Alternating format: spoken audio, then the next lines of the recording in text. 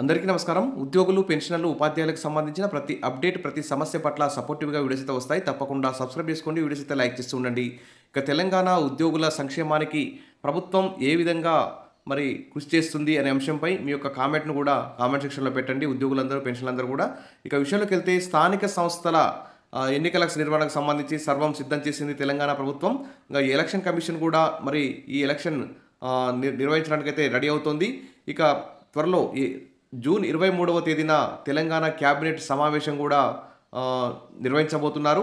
మరి ఈ క్యాబినెట్ సమావేశంలో అత్యవసరమైన సమస్యలని పరిష్కరించడానికి తెలంగాణ ప్రభుత్వం ఆ క్యాబినెట్ సమావేశాన్ని ఉపయోగించుకుంటే బాగుంటుంది. ఎందుకంటే ఇప్పుడు తెలంగాణ ప్రభుత్వం అనేక సంక్షేమ పథకాలని 6 గ్యారంటీలను అమలు చేస్తుంది. ఈ 6 గ్యారంటీలను అమలు చేయడంలో కీలకమైన పాత్ర పోషించేది ఉద్యోగులన్న విషయం ప్రభుత్వానికి తెలుసు, ప్రజలందరికీ కూడా తెలుసు. కానీ ప్రభుత్వం మాత్రం మరి ఆర్థిక పరిస్థితి బాలేదనేటువంటి ఒక సాకుతో మరి ఉద్యోగులకు సంక్షేమ పథకాలను అయితే అమలు చేయడం లేదు. ఇక్కడ చూస్తే వ్యవసాయానికి 1,00,000 కోట్లు కేటాయించారు.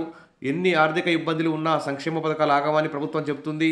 తర్వాత లక్షల కోట్ల అప్పు ఉన్న సంక్షేమ పథకాలు అమలు చేస్తామని చెప్పి ప్రభుత్వం చెప్తుంది. మరి ఉద్యోగుల విషయానికి వచ్చేసరికి నిన్నటికి నిన్న 9,000 కోట్లు, దాదాపు 10,000 కోట్లు రైతు భరోసాకు వారం రోజుల్లోనే విడుదల చేస్తామని చెప్పి ప్రభుత్వం కూడా ప్రకటించింది. మరి ఉద్యోగులకు మరి ప్రతి 6 నెలలకోసారి రావాల్సిన డిఏలు పెండింగ్లో ఉన్నాయి. 5 ఏళ్లకోసారి ఇవ్వాల్సినటువంటి పిఆర్సీ పెండింగ్లో ఉంది. రిటైర్మెంట్ అయినటువంటి ఉద్యోగులకు కూడా మరి రిటైర్మెంట్ బెనిఫిట్స్ లేవు. తాము దాచుకున్న జీపీఎఫ్ సంబంధించి కానీ ఇతర తాము దాచుకున్న జీతం డబ్బులు కూడా రావడం లేదు. పెండింగ్ బిల్స్ ఉన్నాయి, ఏరియర్స్ ఉన్నాయి, సప్లిమెంటరీ బిల్స్ అసలు పాస్ కావడం లేదు. ఈ విధంగా ఉద్యోగులు అనేక సమస్యలు ఎదుర్కొంటున్నారు. సంక్షేమ పథకాలు కూడా అమలు చేయండి, కానీ బడ్జెట్ లోపలనే బడ్జెట్కు మించి హామీలు ఇవ్వడం కంటే మన బడ్జెట్ ఎంత ఉంది, మన రాష్ట్ర బడ్జెట్ ఎంత ఉంది, మరి సంక్షేమ పథకాలకు ఎన్ని ఖర్చు పెడదాం, ఉద్యోగుల జీతభత్యాలకి, పిఆర్సీలకు, మరి 6 నెలలకోసారి పెరగాల్సిన డిఏలకు, మరి రిటైర్మెంట్ అయ్యేటువంటి ఉద్యోగులకు మరి ఎంత కేటాయించాలనేటువంటి ఒక పక్కా ప్లాన్ ప్రకారం మరి బడ్జెట్ని రూపొందించుకొని ప్రభుత్వాలు ముందుకు పోవాలి. ఇటు కేవలం సంక్షేమ పథకాల అమలుకే పూర్తిగా మొగ్గు చూపి ఇటు ఉద్యోగులందరూ కూడా మరి గాలి వదిలేస్తామంటే మరి ఉద్యోగులందరూ కూడా చాలా అన్యాయానికి గురయ్యే అవకాశం ఉంది. కాబట్టి మరి జూన్ 23న జరిగే తెలంగాణ క్యాబినెట్ సమావేశంలో ఖచ్చితంగా మరి ఉద్యోగులకు సంబంధించి ఇచ్చిన హామీలన్నిటికీ కూడా మరి మళ్ళీ ఆమోదం తెలపాలని చెప్పేసి జీవోలు జారీ చేసే విధంగా చర్యలు తీసుకోవాలని ఇక్కడ ఉద్యోగులు, పెన్షనర్లు, ఉపాధ్యాయులందరూ కూడా కోరుకుంటున్నారు. మరి ఆమోదం సరే, అమలేది? ఉద్యోగుల సమస్యలపై, క్యాబినెట్ నిర్ణయాలపై ఇంకా వెలువడని ఉత్తర్వులు. కేవలం ఒకే ఒక్క డిఏకు మాత్రమే జీవో జారీ చేస్తూ సరిపెట్టుకున్న సర్కార్ జూలై నుంచి పెరిగిన డిఏ అయితే ఉద్యోగులందరూ కూడా వర్తిస్తుంది. కానీ ఇంకా హెల్త్ కార్డుల విషయంలో కానీ, మరి హెల్త్ కార్డుల విషయంలో ట్రస్ట్ ఏర్పాటు చేస్తామని చెప్పారు. ఆ ట్రస్ట్ విషయంలో కానీ మరి ప్రతి నెల పెండింగ్ బిల్లులను 700 కోట్లు విడుదల చేస్తామని చెప్పింది. కానీ వీటన్నిటి మీద మరి ఊసే లేదు, ఇంతవరకు చర్చలే లేవు. మరి క్యాబినెట్ నిర్ణయాలను వెంటనే అమలు చేయాలని ఉద్యోగులైతే డిమాండ్ చేస్తున్నారు. మరి ఉద్యోగ, ఉపాధ్యాయుల, పెన్షనర్ల దీర్ఘకాలిక పెండింగ్ సమస్యల పరిష్కారాంశం మాత్రం ఒక అడుగు ముందుకు 2 అడుగులు వెనక్కి అన్నట్లుగా సాగుతుంది. జూన్ 5న జరిగిన క్యాబినెట్ సమావేశంలో ఉద్యోగుల సమస్యల పరిష్కారానికి క్యాబినెట్ ఆమోదం తెలిపిన విషయం మనందరికీ తెలిసిందే. సమావేశం జరిగి 15 రోజులు దాటుతున్నా ఇంతవరకు మరి ఒక్క నిర్ణయం పైన కూడా ఉత్తర్వులు అయితే వెలువడలేదు. ఉద్యోగులు, ఉపాధ్యాయులు, పెన్షనర్లు అయితే ఆ ఉత్తర్వులు వెలువడతాయని ఆశగా ఎదురుచూస్తున్నారు. మరి క్యాబినెట్లో ఆమోదం తెలిపిన వాటిలో ఒక డిఏకు మాత్రమే ఉత్తర్వులు జారీ చేశారు. మరి మిగతా అంశాలను మాత్రం పట్టించుకోవడం లేదని, మరి వెంటనే ఉత్తర్వులు జారీ చేయాలని చెప్పేసి ఇక ఉద్యోగులందరూ కూడా కోరుతున్నారు. ఇక ఉద్యోగులు, పెన్షనర్లు అయితే మెడికల్ రియంబర్స్మెంట్ బిల్స్ రాక చాలా ఇబ్బందులు ఎదుర్కొంటున్నారు. అనారోగ్యం పాలైతే హాస్పిటల్కి వెళ్తే మరి మన సొంత జేబుల్లోంచి డబ్బులు పెట్టుకోవాల్సి వస్తుంది. ఈ క్రమంలోనే హెల్త్ కార్డులు సక్రమంగా పనిచేసేలా న్యూ హెల్త్ స్కీమ్ను తీసుకొచ్చి ట్రస్ట్ను ఏర్పాటు చేయాలనే డిమాండ్ ఎప్పటి నుంచో ఉంది. అయితే ఈ పథకం కోసం ప్రతి ఉద్యోగి ప్రతి నెల 500 చొప్పున ఇవ్వాలని, ఏడాది పాటు వాళ్ళు జమ చేసిన సొమ్ముకు సమానంగా రాష్ట్ర ప్రభుత్వం ఇవ్వాలని క్యాబినెట్లో నిర్ణయించారు. మరి దీని అమలుకు ట్రస్ట్ను ఏర్పాటు చేస్తామని చెప్పారు. కానీ మరి ఇంతవరకు దీనికి సంబంధించినటువంటి గైడ్లైన్స్ అయితే విడుదల చేయలేదు. కమిటీ కూడా ఏర్పాటైతే చేయలేదు. అదేవిధంగా ఇంకా అందుకోసం ఉద్యోగ సంఘాల నేతలైతే తీవ్ర ఆవేదన వ్యక్తం చేస్తున్నారు.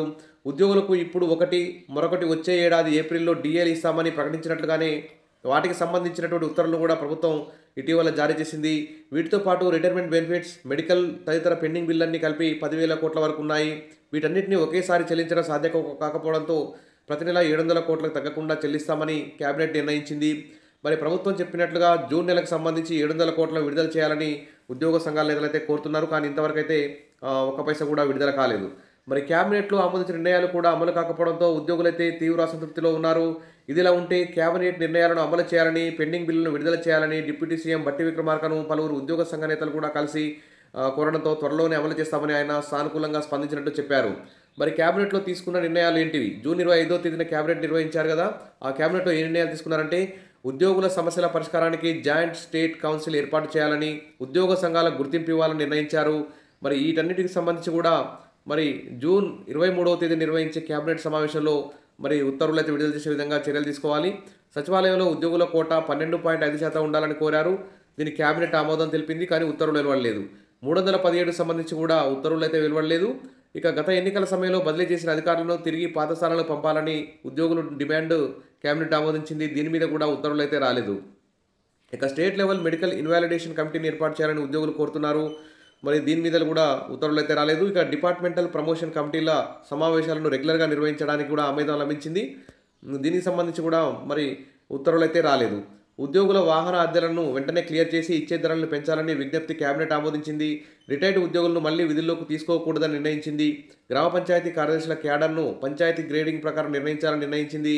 వీటితో పాటు ఇతర పలు అంశాలు క్యాబినెట్ చర్చకు వచ్చి ఆమోదం పొందాయి. మరి ఈ అంశాల మీద అయితే మరి ఇంతవరకు ప్రభుత్వం ఉత్తర్వులు అయితే వెలువడలేదు. ఇంకా పెండింగ్ బిల్లు కూడా 700 కోట్లు విడుదల చేస్తామని చెప్పారు. వాటిని కూడా విడుదల చేయలేదు. మరి దీనికి సంబంధించి ప్రభుత్వం వెంటనే మరి ఆమోదించినటువంటి జూన్ 5వ తేదీ నిర్వహించిన క్యాబినెట్ సమావేశంలో ఆమోదం తెలిపిన ఉద్యోగులకు సంబంధించిన ప్రతి అంశంపై వెంటనే ఉత్తర్వులు విడుదల చేయాలి. అదేవిధంగా ఒకే డిఏ ఇచ్చి చేతులు దులుపుకోవడం న్యాయం కాదు. ఇంకా కనీసం 2 డిఏలు మరి ఈ 6 నెలల్లో ఇచ్చి తర్వాత మళ్ళీ బడ్జెట్ తర్వాత మళ్ళొక 3 డిఏలు ఇచ్చేసి పీఆర్సీ కమిషన్ రిపోర్ట్ తెప్పించుకొని మంచి భారీ ఫిట్మెంట్తో ఉద్యోగులకు పీఆర్సీ ఇవ్వాల్సిన అవసరం ఉంది. ఎందుకంటే 6 గ్యారంటీలను ప్రభుత్వం చాలా సక్రమంగా అమలు చేస్తుంది. మరి ఈ 6 గ్యారంటీలను సక్సెస్ చేయాలంటే ఉద్యోగుల సహకారం కంపల్సరీ అవసరం అవుతుంది.